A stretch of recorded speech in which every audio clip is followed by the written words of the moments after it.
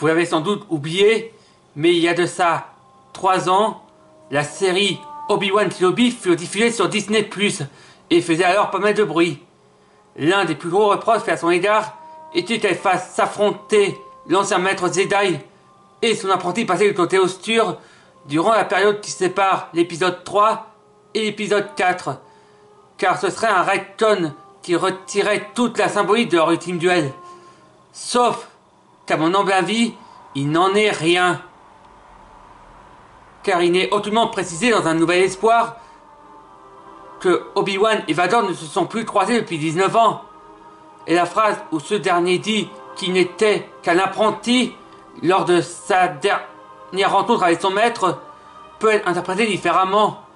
Surtout si on prend en compte le fait qu'il n'était déjà plus un padawan dans la revanche des Sith.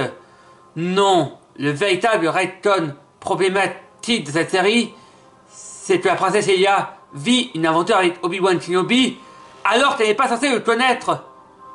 Ben oui, si elle le connaissait, elle l'aurait désigné comme son ami dans le message qui lui est destiné et aurait été attristée par sa mort. Or, dans Un Nouvel Espoir, Leia dit juste qu'il a aidé son père durant la guerre des clones et sa mort la laisse indifférente, contrairement à Luke qui le connaissait pourtant à peine. Mais comme si ça ne suffisait pas, il faut également ajouter que sa présence empêche la série de développer ce qui aurait dû être, c'est-à-dire la relation entre Luke et Obi-Wan, ainsi que le potentiel dramatique lié à la mission de ce dernier. Et le plus ironique, c'est que la série décrédibilise Leia, puisqu'elle montre qu'elle était aussi débrouillarde et courageuse à l'âge de 10 ans que dans Un Nouvel Espoir, où elle est pourtant une jeune femme. Pour finir, je dois vous avouer que ça m'a bien fait marrer qu'à l'époque, il y ait eu des rumeurs disant que la série aurait subi des réécritures à cause d'un premier strip trop proche de The Mandalorian. Or, le produit fini est bel et bien un ersatz de la première série Star Wars de Disney+.